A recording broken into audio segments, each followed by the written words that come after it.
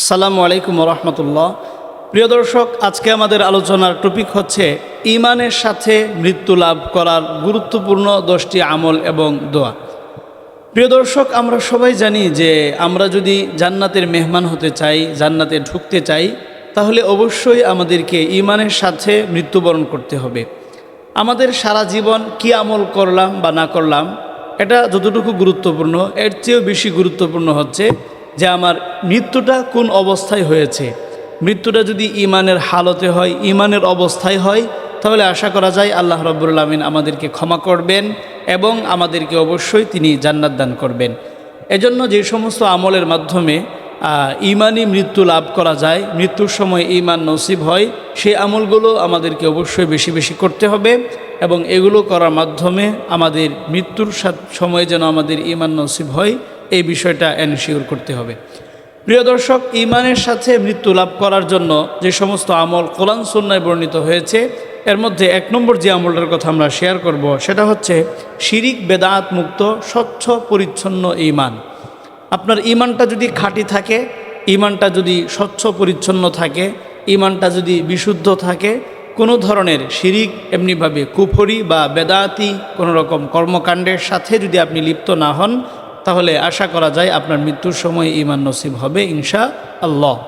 এই বিষয়ে আল্লাহ রাব্বুল আলামিন পবিত্র কোরআনের সূরা আনআমের 82 নম্বর আয়াতে ইরশাদ করেছেন, আল্লাযীনা আমানু ওয়া লাম ইয়ালবিসু ঈমানাহুম বিযুলমিন উলাইকা লাহুমুল আমনু ওয়া হুম মুহতাদুন। যারা আল্লাহর প্রতি ঈমান আনে, বিশ্বাস স্থাপন করে এবং কোনো ধরনের শিরিকি কর্মকাণ্ডের সাথে লিপ্ত না হয়, তাদের জন্য আল্লাহর পক্ষ থেকে নিরাপত্তা রয়েছে এবং তারাই হিদায়াতের পথে আছে এবং হিদায়াতের পথে থেকেই তারা মৃত্যুবরণ করতে পারবে। সুবহানাল্লাহি ওয়া বিহামদি। তো এই আয়াত থেকে এটা পরিষ্কারভাবে বোঝা যাচ্ছে যে ঈমানটা বিশুদ্ধ রাখতে হবে। ঈমানটাকে কোনো ধরনের শিরিক বেদাত কুফরি বা অন্য কোনো ধরনের কুসংস্কারে বিশ্বাসী হওয়া যাবে না। এরপরে 2 নম্বর যে আমলটার কথা আমরা বলবো, সেটা হচ্ছে বেশি বেশি কালিমা পাঠ করা, বেশি বেশি কালিমা পড়া, লা ইলাহা ইল্লাল্লাহ, লা ইলাহা ইল্লাল্লাহ। এরকম উঠতে বসতে হাঁটতে চড়তে সবসময় যদি আমরা কালিমা আমাদের মুখে জারি রাখতে পারি, তাহলে এর মাধ্যমেও মৃত্যুর সময় আমাদের ঈমান নসিব হবে ইনশাল্লাহ। এই বিষয়ে সুনানে আবি দাউদের বর্ণনায় এসেছে, হাদিস নম্বর 3116, 3116 নম্বর হাদিসের বর্ণনা। নবী করিম সাল্লাল্লাহু আলাইহি ওয়াসাল্লাম বলেছেন, মান কানা আখিরু কালামিহি লা ইলাহা ইল্লাল্লাহ ইল্লা দাখালাল জান্নাহ। কোনো ব্যক্তি যদি এই কথা বলে মারা যায়, লা ইলাহা ইল্লাল্লাহ তথা লা ইলাহা ইল্লাল্লাহ মুহাম্মাদুর রাসূলুল্লাহ, আল্লাহ ছাড়া কোনো মাবুদ নেই, নবী করিম সাল্লাল্লাহু আলাইহি ওয়াসাল্লাম হচ্ছেন আল্লাহর নবী এবং রাসূল, এই কথার সাক্ষ্য দিয়ে কোনো ব্যক্তি যদি মৃত্যুবরণ করে, ইল্লা দাখালাল জান্নাহ, তার ঠিকানা জান্নাত, আল্লাহ রাব্বুল আলামিন অবশ্যই তাকে জান্নাত দান করবেন। সুবহানাল্লাহি ওয়া বিহামদি। তো মৃত্যুর সময় যদি আমরা লা ইলাহা ইল্লাল্লাহ মুহাম্মাদুর রাসূলুল্লাহ এই কালিমা আমাদের মুখে আনতে চাই, তাহলে এই কালিমা সবসময় আমাদেরকে পড়তে হবে, সবসময় জপতে হবে।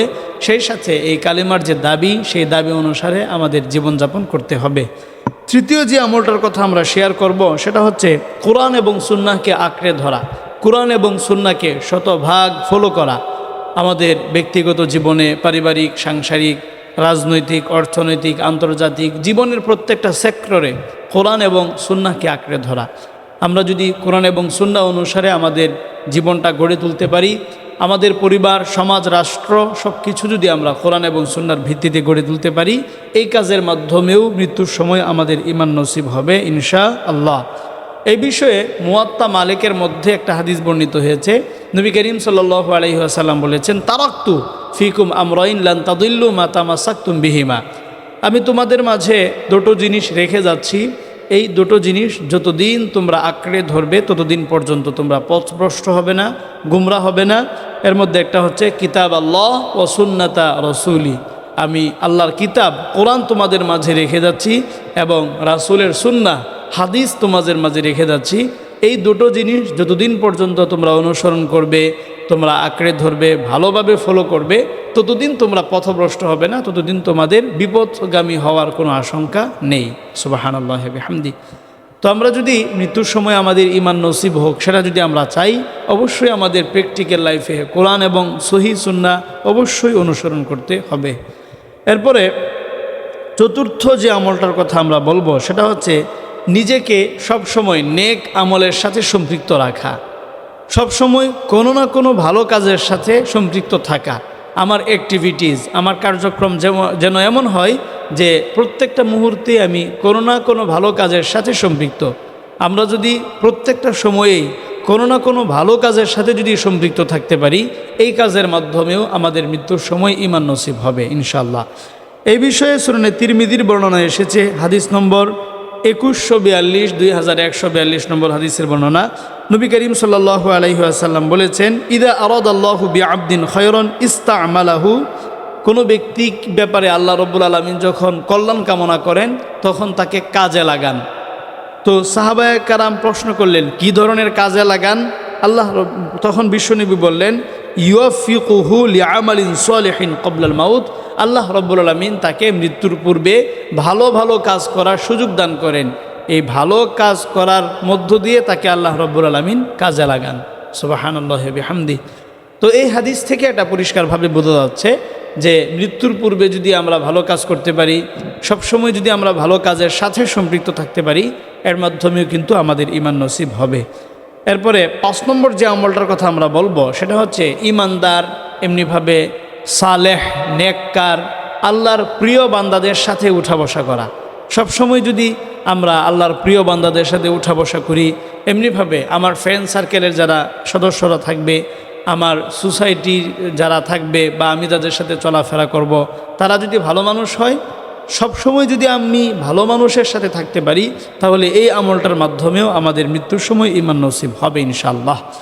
এই বিষয়ে সূরা তাওবার 119 নম্বর আয়াতে আল্লাহ রাব্বুল আলামিন বলছেন, ইয়া আইয়ুহাল্লাযীনা আমানু তাকুল্লাহ ওয়া কুনু মা'আস সাদিকিন, হে মুমিনগণ, তোমরা আল্লাহকে ভয় করো, আল্লাহকে ভয় করে চলো, এবং যারা সত্যবাদী ভালো মানুষ তাদের সাথে তোমরা চলাফেরা করো, তাদের সাথে তোমরা থাকো। তো এই আয়াত থেকে এটা বোঝা যায় যে আমরা যদি ভালো মানুষদের সাথে থাকতে পারি, সৎ এমনিভাবে ন্যায় নিষ্ঠাবান আমানতদার ব্যক্তিদের সাথে যদি আমাদের উঠা বসা হয়, তাহলে এই কাজের মাধ্যমেও আমাদের মৃত্যুর সময় ঈমান নসিব হবে, আমরা ঈমান নিয়ে কবরে যেতে পারবো। 6 নম্বর যে আমলটার কথা বলবো সেটা হচ্ছে সবসময় মেসওয়াক করা, মেসওয়াকের ব্যাপারে পাবন্দি করা। নামাজের আগে ঘুম থেকে উঠে, এছাড়াও অন্য সবসময় মেসওয়াক করার চেষ্টা করা। মেসওয়াকের আমলটা যারা করবে, আল্লাহ রাব্বুল আলামিন তাদেরকেও মৃত্যুর সময় ঈমান নসিব করবেন ইনশাআল্লাহ। এই বিষয়ে সহিহ বুখারীর বর্ণনা এসেছে, হাদিস নম্বর 890। নবী করিম সাল্লাল্লাহু আলাইহি ওয়াসাল্লামের স্ত্রীর বড় ভাই হযরত আব্দুর রহমান ইবনে আবি বকর রাদিয়াল্লাহু আনহু, তিনি রাসূল করিম সাল্লাল্লাহু আলাইহি ওয়াসাল্লাম যখন ইন্তেকাল করছিলেন, ওই সময় তিনি ঢুকলেন। তো সে সময় তার হাতে একটা মেসওয়াক ছিল। তো নবী করিম সাল্লাল্লাহু আলাইহি ওয়াসাল্লাম এই আব্দুর রহমান ইবনে আবি বকরের মেসওয়াকের দিকে বারবার তাকাচ্ছিলেন। তো আম্মাজান আয়েশা রাদিয়াল্লাহু আনহা ভাবলেন যে হয়তোবা নবী করিম সাল্লাল্লাহু আলাইহি ওয়াসাল্লাম মেসওয়াক করবেন বা এরকম তিনি কিছু একটা বোঝাতে চাচ্ছেন। তো আব্দুর রহমান রাদিয়াল্লাহু আনহু থেকে মেসওয়াকটা নিয়ে মা আয়েশা রাদিয়াল্লাহু আনহা তিনি এটাকে আর একটু চিবিয়ে আর একটু ভালোভাবে তিনি নবী করিম সাল্লাল্লাহু আলাইহি ওয়াসাল্লামকে মেসওয়াক করিয়ে দিলেন। এর একটু পরেই নবী করিম সাল্লাল্লাহু আলাইহি ওয়াসাল্লাম ইন্তেকাল করলেন। তাহলে দেখা যাচ্ছে নবী করিম সাল্লাল্লাহু আলাইহি ওয়াসাল্লামের একেবারে মৃত্যুর পূর্ব মুহূর্তে যে সমস্ত কাজ ছিল, এর মধ্যে একটা কাজ ছিল মেসওয়াক করা। অর্থাৎ আপনি যদি মেসওয়াক করতে পারেন, আশা করা যায় রাসূল করিম সাল্লাল্লাহু আলাইহি ওয়াসাল্লামের মৃত্যুর পূর্বের একটা কাজের সাথে যেহেতু আপনার এই কাজটা সামঞ্জস্যপূর্ণ, এজন্য এই কাজের মাধ্যমে ইনশাআল্লাহ ঈমান নসিব হবে। এরপরে 7 নম্বর যে আমলটার কথা বলবো সেটা হচ্ছে বেশি বেশি মৃত্যুকে স্মরণ করা। আপনি যদি বেশি বেশি মৃত্যুকে স্মরণ করেন, মৃত্যুর জন্য প্রিপারেশন গ্রহণ করেন, সবসময় প্রস্তুত থাকেন, এই কাজের মাধ্যমেও আপনার ঈমানের সাথে মৃত্যু নসিব হবে। এই বিষয়ে সুনানে তিরমিজির বর্ণনা এসেছে, হাদিস নম্বর 2307, 2307 নম্বর হাদিসের বর্ণনা। নবী করিম সাল্লাল্লাহু আলাইহি ওয়াসাল্লাম বলেছেন, আকসিরু যিকরা হাদিমিল লাযাতিল মাউত, তোমরা মৃত্যুকে বেশি বেশি স্মরণ করো, সব সময় মৃত্যুর কথা মনে রাখো, কারণ মৃত্যু মানুষের জীবনের সব আশা, সব রঙিন স্বপ্ন সব কিছু শেষ করে দেয়। এজন্য সবসময় তোমরা মৃত্যুকে স্মরণ রাখো। তো মৃত্যুকে যদি আমরা স্মরণ রাখি, সেটার জন্য যদি আমরা প্রিপারেশন গ্রহণ করি, প্রস্তুত থাকি, আশা করা যায় আমাদের ঈমানে মৃত্যু হবে। এরপরে 8 নম্বর যে আমলটার কথা বলবো সেটা হচ্ছে ঈমানি মৃত্যুর জন্য বেশি বেশি আল্লাহর কাছে দোয়া করা। বেশ কিছু বিষয় আল্লাহর কাছ থেকে চেয়ে নিতে হয়। এর মধ্যে 1 নম্বর হচ্ছে নেককার স্ত্রী, এরপরে আছে সুস্থতা, তারপরে আছে মৃত্যুর সময় ইমানের সাথে মৃত্যুবরণ করা। এই বিষয়গুলো স্পেশালি আল্লাহ রব্বুল আলমিনের কাছ থেকে বারবার চেয়ে এগুলো আল্লাহর কাছ থেকে নিতে হয়।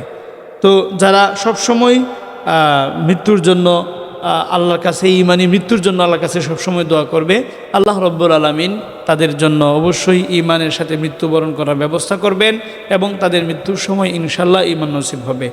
এই বিষয়ে তিরমিজির বর্ণনা এসেছে, হাদিস নম্বর 2139, 2139 নম্বর হাদিসের বর্ণনা। নবী করিম সাল্লাল্লাহু আলাইহি ওয়াসাল্লাম বলেছেন, লা ইউরাদ্দুল কাদাউ ইল্লা দুআউ, যে তাকদির যেটা আনচেঞ্জেবল, কোনো পরিবর্তন হয় না, এই তাকদিরকে পর্যন্ত দোয়া বেশি বেশি আল্লাহর কাছে চাওয়া, এটা এই তাকদিরকে পর্যন্ত চেঞ্জ করে ফেলতে পারে।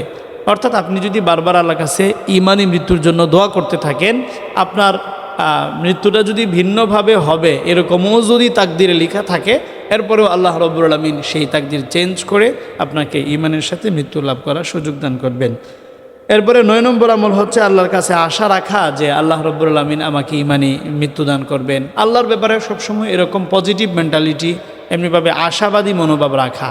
সবসময় যদি আপনি ভাবতে পারেন আশা করা যায় আমার মৃত্যুটা ইমানের সাথে হবে, এরকম একটা মেন্টালিটি যদি আপনার কাজ করে, অবশ্যই আপনার মৃত্যু ইমানের সাথে হবে। এই বিষয়ে সহিহ বুখারীর বর্ণনা এসেছে, বিশ্বনবী বলেছেন, আনা ইনদা যন্নি আবদি বি ওয়া আনা মাআহু হিনা ইয়াযকুরুনি।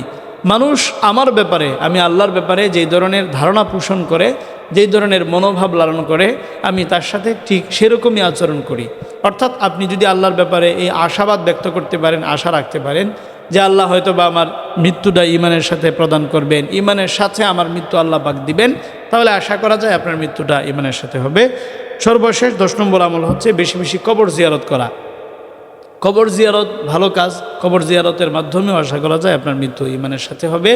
এই বিষয়ে সহিহ মুসলিমের বর্ণনা এসেছে, নবী করিম সাল্লাল্লাহু আলাইহি ওয়াসাল্লাম বলেছেন, কুনতু নাহাইতুকুম আন জিয়ারাতিল কুবুর ফাজুরুহা ফাইন্নাহা তুযাক্কিরুকুমুল আখিরাহ। তোমাদেরকে এক সময় আমি কবর জিয়ারত করতে নিষেধ করেছিলাম, কিন্তু এখন তোমরা কবর জিয়ারত করতে পারো, কারণ কবর জিয়ারতের মাধ্যমে মানুষের পরকালীন জীবনের কথা স্মরণ আসে এবং সে মৃত্যুর জন্য প্রস্তুতি গ্রহণ করতে পারে। তাহলে মোটামুটি আজকে আমরা 10টা আমল সম্পর্কে জানলাম। এই 10টা আমল যদি আমরা করতে পারি, তাহলে অবশ্যই আমাদের ইমানের সাথে মৃত্যুবরণ বা ইমানের সাথে মৃত্যু লাভ করার সৌভাগ্য আমরা পাবো। এর মধ্যে 1 নম্বর হচ্ছে বিশুদ্ধ ইমান, স্বচ্ছ পরিচ্ছন্ন শিরিক বেদাত মুক্ত ইমান আমাদের বুকে ধারণ করতে হবে। 2 নম্বর হচ্ছে বেশি বেশি কালেমা পাঠ করা, সবসময় লা ইলাহা ইল্লাল্লাহ মুহাম্মাদুর রাসূলুল্লাহ এই কালেমা পাঠ করা। 3 নম্বর হচ্ছে কোরআন এবং সুন্নাহকে আঁকড়ে ধরা, কোরআন এবং সুন্নাহকে ফলো করা। 4 নম্বর হচ্ছে নিজেকে সবসময় নেক আমলের সাথে, ভালো কাজের সাথে সম্পৃক্ত রাখা। 5 নম্বর হচ্ছে ইমানদার, এমনিভাবে আমানতদার, ভালো মানুষদের সাথে সবসময় চলাফেরা করা। 6 নম্বর হচ্ছে সবসময় মেসওয়াক করা। 7 নম্বর হচ্ছে বেশি বেশি মৃত্যুকে স্মরণ করা। 8 নম্বর হচ্ছে ইমানি মৃত্যুর জন্য আল্লাহর কাছে দোয়া করা। 9 নম্বর হচ্ছে আল্লাহর কাছে এই আশা রাখা, আল্লাহ সবসময় আমাকে ইমানি মৃত্যু দান করবেন, এই আশা সবসময় রাখা। 10 নম্বর হচ্ছে কবর জিয়ারত করা। এই 10টা কাজ যদি আমরা করে মরতে পারি, আশা করা যায় আল্লাহ রাব্বুল আলামিন আমাদেরকে ইমানের সাথে মৃত্যুবরণ করার তৌফিক দান করবেন। আল্লাহ আমাদের আমল করার তৌফিক দান করুন।